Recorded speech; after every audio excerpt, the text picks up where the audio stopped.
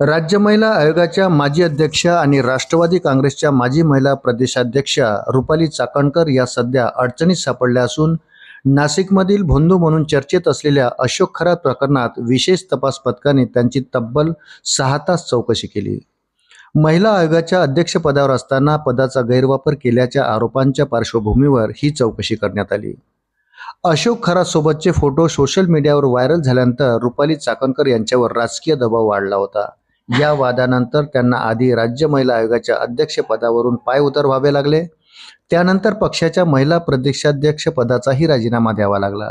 या दोन मोठ्या राजकीय धक्क्यानंतर आता त्यांच्या भोवती चौकशीचं सावट गडद झालं आहे। माहितीनुसार चौकशी दरम्यान रुपाली चाकणकर यांनी अशोक खरात सोबतचे संबंध पूर्णपणे आध्यात्मिक असल्याचा दावा केला। त्यांनी SIT समोर सांगितलं की माझं कुटुंब वारकरी संप्रदायाचं आहे। आध्यात्मिक श्रद्धेपोटी मी अशोक खरात आणि त्यांच्या पत्नीला गुरु मानलं होतं।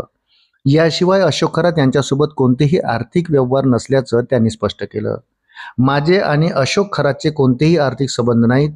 त्यांच्या ठिकाणी जाण्यासाठी मी कुणालाही आग्रह केलेला नाही, असं त्यांनी चौकशी दरम्यान सांगितल्याचं समोर आलं आहे। तसेच अशोक खरात यांच्या कथित गैरव्यवहाराची किंवा त्यांच्या दुसऱ्या बाजूची माहिती आपल्याला नव्हती, असाही त्यांनी दावा केला आहे। या प्रकरणात रुपाली चाकणकर यांच्या बहिणी प्रतिभा चाकणकर यांचीही आधी चौकशी करण्यात आली आहे। अशोक खरातने पतसंस्थेत उघडलेल्या कथित बोगस खात्यांच्या तपासादरम्यान त्यांना चौकशीसाठी बोलवण्यात आलं होतं।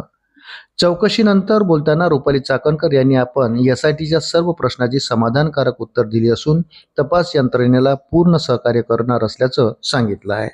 अशाच नवनवीन अपडेटसाठी व्हिडिओला लाईक आणि चॅनलला सबस्क्राईब जरूर करा। धन्यवाद।